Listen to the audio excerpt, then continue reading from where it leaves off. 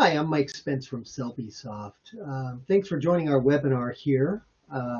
Little background on us. We've been doing point-of-sale software systems for the coffee industry for roughly 20 years. We're a Hall of Fame member of Coffee Fest. If you go to those trade shows, you may have seen a longer version of this webinar as a seminar presented there.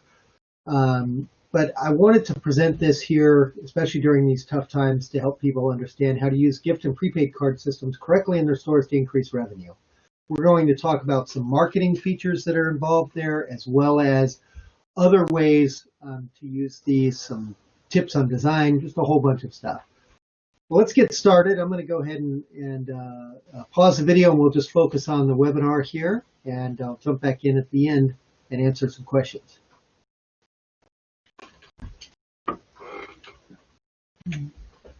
So one of the things that we know is that the average store purchases 1,000 cards a year. These cards are used for gift, prepaid, and loyalty systems. We're not really going to talk too much about loyalty here. I'll do that in a separate webinar, but the gift and prepaid card is a big portion. 90% of cards with value are used within the first 60 days. So if I buy a card, a $25 card at your shop, chances are I'm going to use it within 60 days. Prepaid purchase usage averages 15 to 20% of your gross sales. What we mean by that is if I have a prepaid card, the total number of prepaid cards buying product will equal 15 to 20% of your gross sales on average. So 15 to 20% of the transactions you do will be paid for with a prepaid card. If you really hammer this with your employees and you get your customers, quote unquote, trained to use their prepaid card, you can get up to 35 or 45% of your sales. And there's a lot of good reasons to do that we'll touch on later.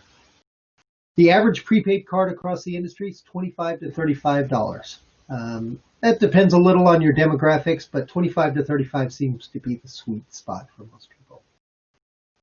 When someone has a prepaid card, the average dollar per ticket tends to increase by 10 to 20%. They're more likely to do an upsell and things like that. That translates into the other statistic with that is that about 70% of customers will spend more with a gift or prepaid card. So the customers that have it are increasing your average dollar per ticket by 10 to 20%, and 70% of those are doing that. One of the misconceptions in coffee is that people are going to lose their $25 card and you get to keep that $25. We'd all love for that to happen on a regular basis because it's free money. In coffee, however, we don't see that because the users are using that card more often than they would, say, at Kohl's or Nordstrom or anything like that. So coffee people are typically using their cards at least once a week. Unless you're my wife or my daughters and you're shopping for shoes, you're not going to Nordstrom once a week or Kohl's once a week. I'm just kind of kidding on that one. Not really. Gift and prepaid card advantages. Customers can only spend that money with you. This is a really big one. They can't spend that money at Starbucks. They can't buy gas. They can't put, pay for a plumber or anything else. They can only do it with you. That results in this being a no-guilt transaction. Believe it or not, there's a term, industry term for it called no-guilt transaction. If I hand you a $10 bill and you hand me $5 back, I know I spent $5. There's a pinch of guilt there on how much I spent on my coffee. If I use my credit card, the guilt isn't right there, but it is when I look at my credit card statement and I see coffee shop, coffee shop, coffee shop, coffee shop, I'm thinking about how much money I spend on coffee because I see the quantity of transactions as well as the dollar amount. With a gift or prepaid card, customers don't think about it as much. If I put $50 on a gift card, I only see that show up on my credit card statement once in general. Whereas, with a credit card, I may see it 10 times, right? So I've already had the pinch of guilt when I bought the gift card, but now I can spend it on whatever I want in your store. Gift cards and prepaid cards reduce your credit card swipe fees. Virtually every credit card system out there is going to charge you a 10-cent or more swipe fee for your gift or for your credit card transaction, on top of the percentage that they take. If you get a gift and prepaid card system that is free or very reduced on the card swipes, you're going to save money on your credit card side. And a lot of point of sale systems out there can do this, okay? We do it for free. A lot of other people do it for free or for a minimal swipe fee, less than 10 cents. if I buy a $50 gift card, when I buy that, you're going to pay the 3 to 4% credit card percent fee, as well as the 10-cent swipe fee, right? But when I use that gift card or prepaid card for transactions, I'm actually saving that 10 cents every single time I swipe my card because there's no fee. So that way you could be saving $1 on 10 transactions. That really adds up over the year when you multiply it by all your customers. This also helps us reduce cash, punch cards, and gift certificates in the store. If there's cash involved, there's going to be some sort of theft involved. Punch cards, you're going to see people double punch, triple punch cards when they're not supposed to. That's more of a loyalty thing, but it does happen. The gift certificates, let's face it, no one wants to use gift certificates anymore. No one wants to have them as customers. No one wants to use them as employees. Nobody wants to do the math and have those mistakes happen. None of that happens with the gift and prepaid system.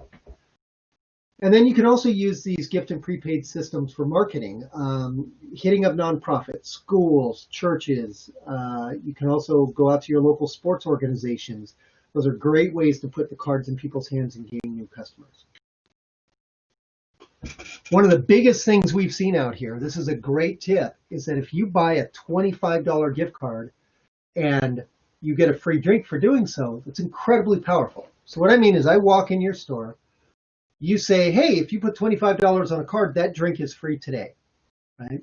So it's a one-time transaction. I get the drink free right then and there. The great thing about that is that now you have that $25 on the card. Remember, you're not focused on the $4 retail price of that drink, but actually the cost of that drink there. So you're still getting away with roughly a 10 to 15% discount overall. One of my customers has a great story about how a family of 4 walked in, and as the dad was starting to order, the owner said, hey, by the way, if you put $25 on a card, your drink is free today. And you can do 35, 45, 55, whatever your demographic can bear, right? And so the dad said, well, what if I want to put $50 on a card? Can I get 2 free drinks? Of course. He goes, what if I want 4 free drinks? So this is what this dad did. He put $100 on a gift card and got 4 free drinks and walked away thinking he got the better end of the deal. I think every one of us would take the $100, put it in our pocket today for the cost of 4 coffee beverages, right? Let's talk about some ideas we can use in the coffee industry here with these gift and prepaid cards. So the first, free drink with gift. I like to beat this into the ground because it's super important. We want to make sure that you really look at this, and it's a great way to help train your customers and your employees to get that gift and prepaid card system rolling. Okay. The other thing is VIP or anniversary cards. They're very similar, but you might do a VIP card that has a special design, says the words VIP on it, but a customer can only get the VIP card if they maintain a $100 balance or if they buy it for at least $100. Anniversary cards, you might do a special card designed for your 10, 15, 20-year anniversary, or heck, even your first anniversary, right? Make sure that when you do that, when customers are using those cards, you want to provide some sort of value for them having the VIP or the anniversary card.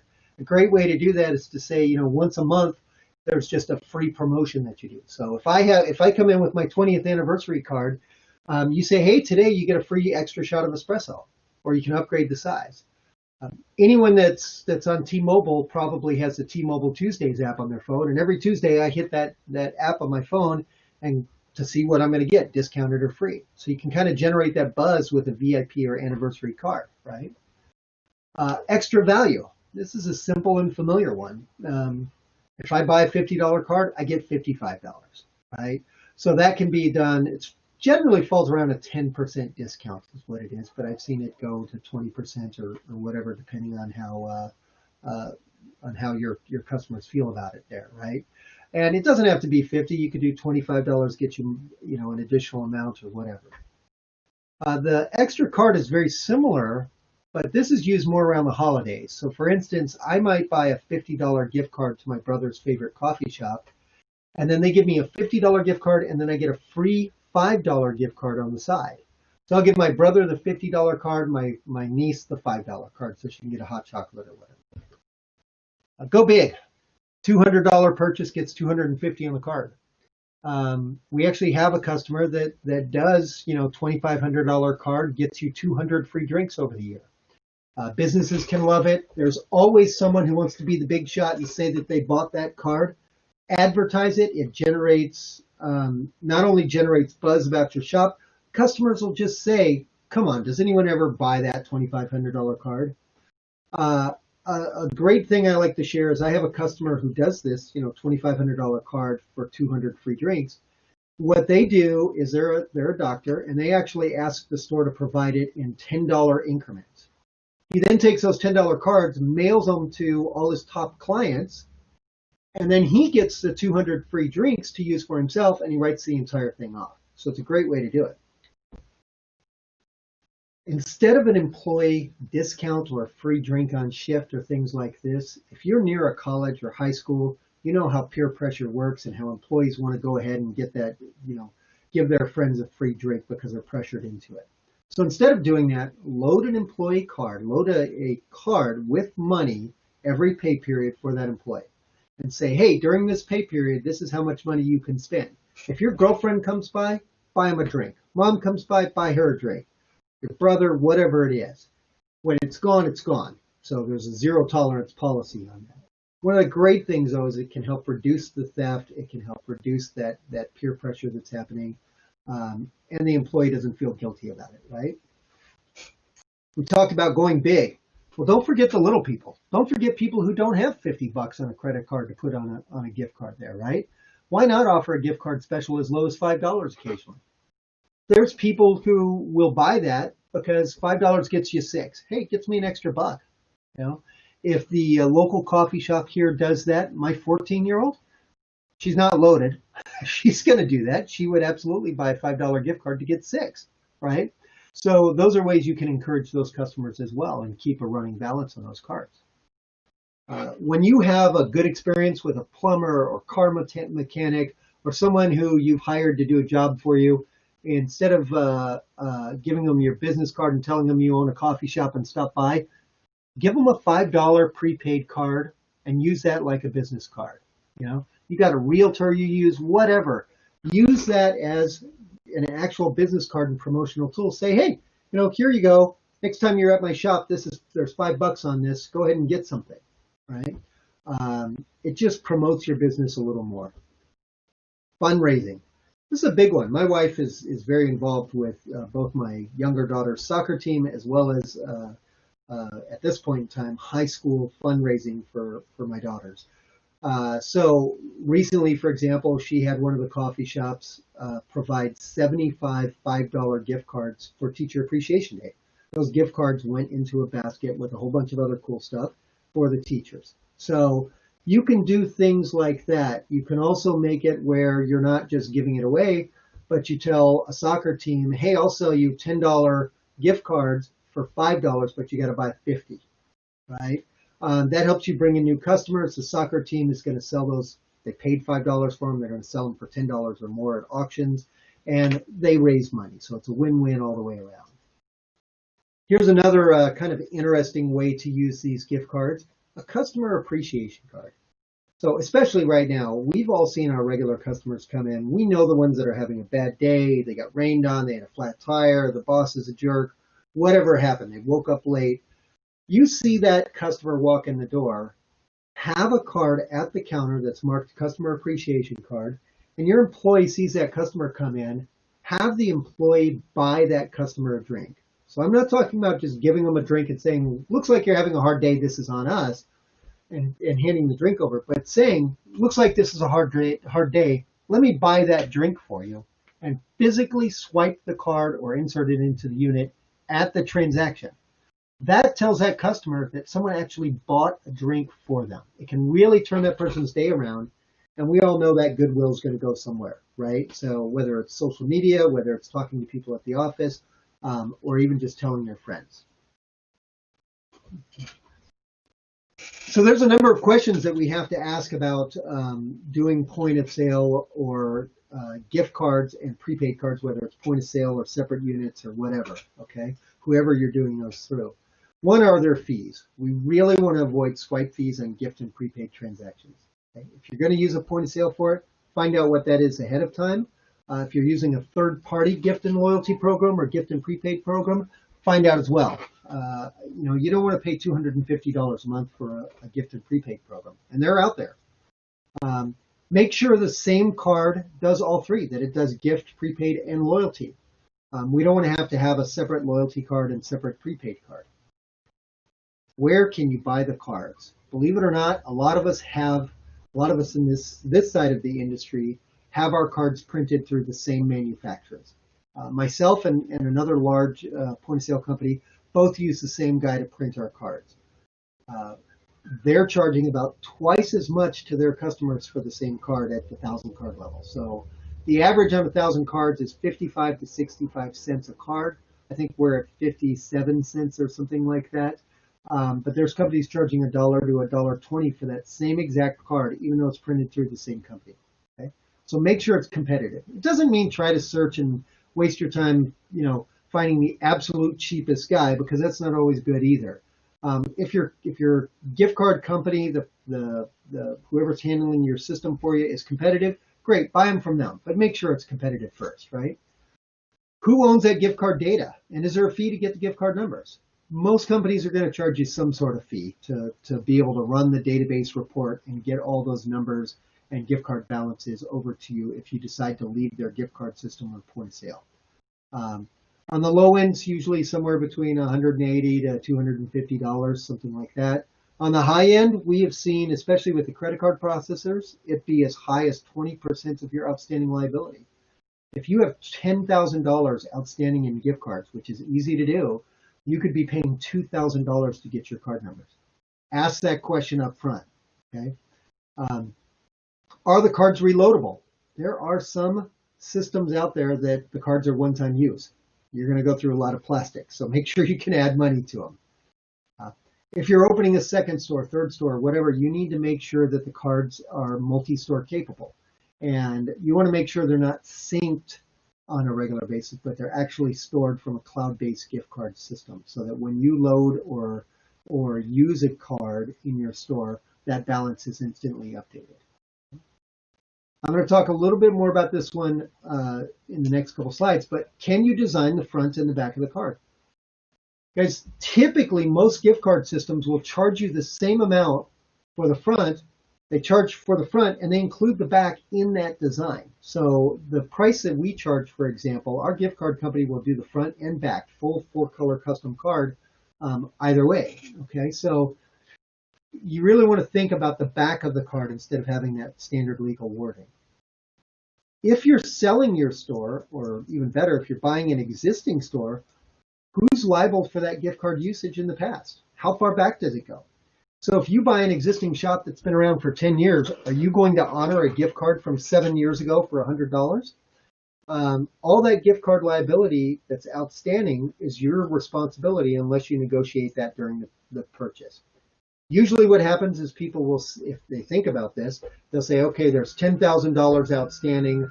I want you to reduce the price of the store by $4,000 because that's how much of that 10 is going to be used now, right?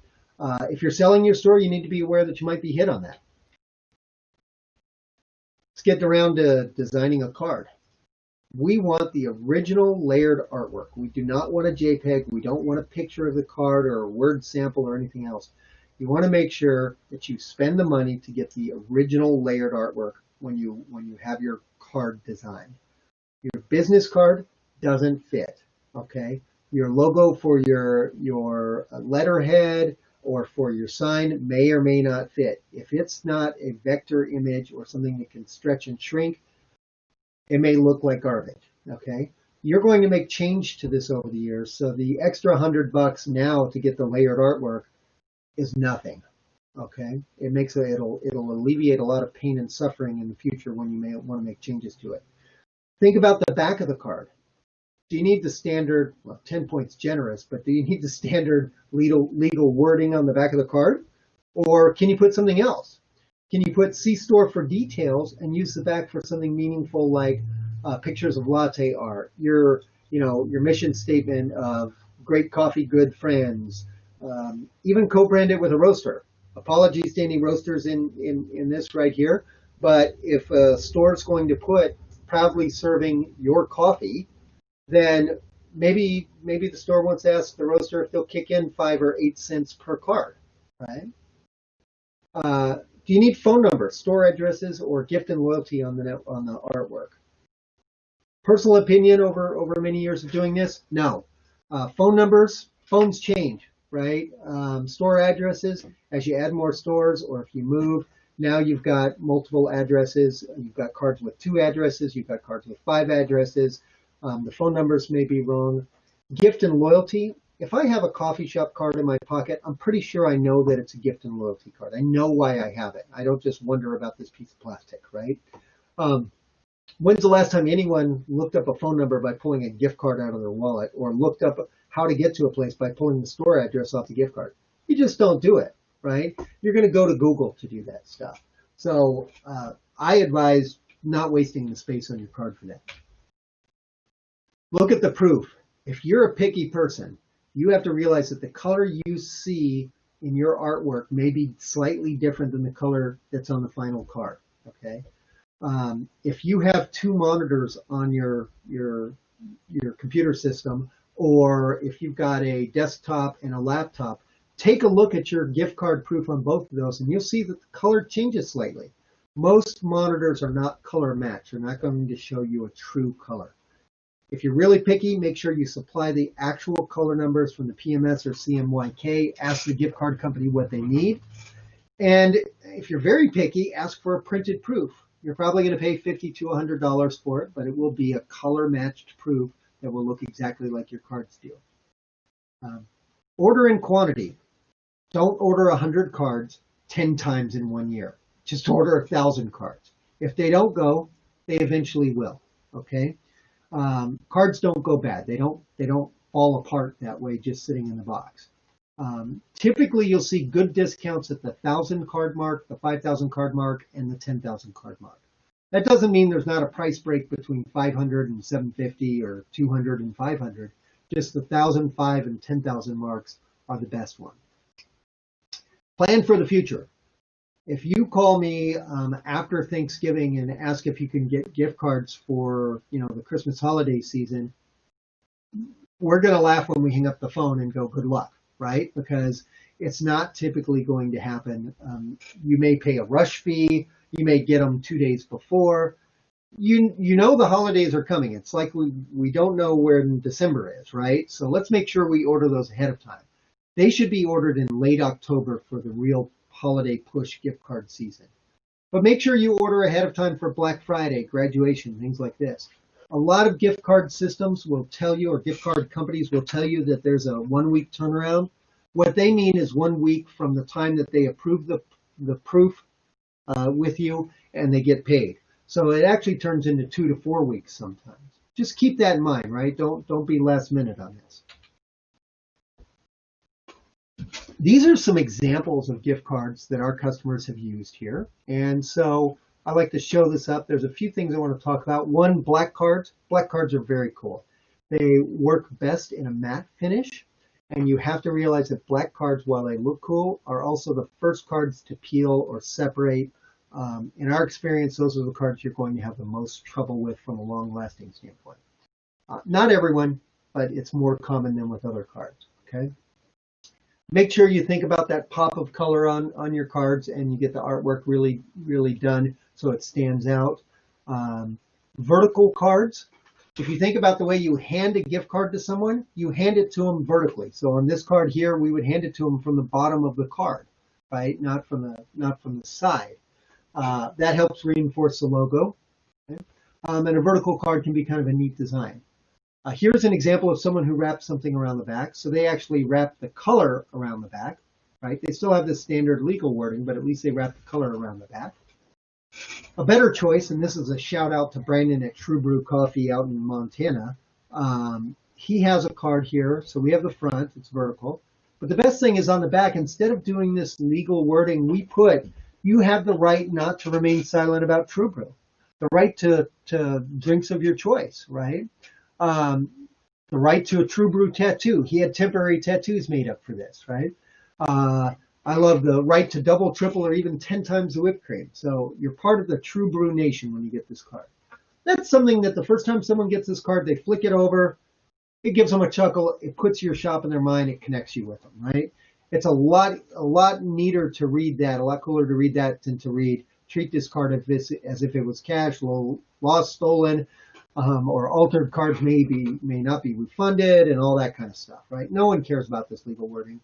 You're not Starbucks. You're not being tracked down by lawyers from that standpoint. Just do something cool in the back and say see store for details. That kind of concludes what we were going to talk about here. I do have a couple questions. So I've got a couple people who've asked us some questions regarding our point of sale and the gift card system here. Regarding encoding types. So how do the numbers happen here? So we really recommend that you stay away from sequential numbers. Okay, no matter who you're using for your gift cards, no matter who you're using for point of sale, don't use cards that start at 1,000 and go 1,001, 1,002, 1,003.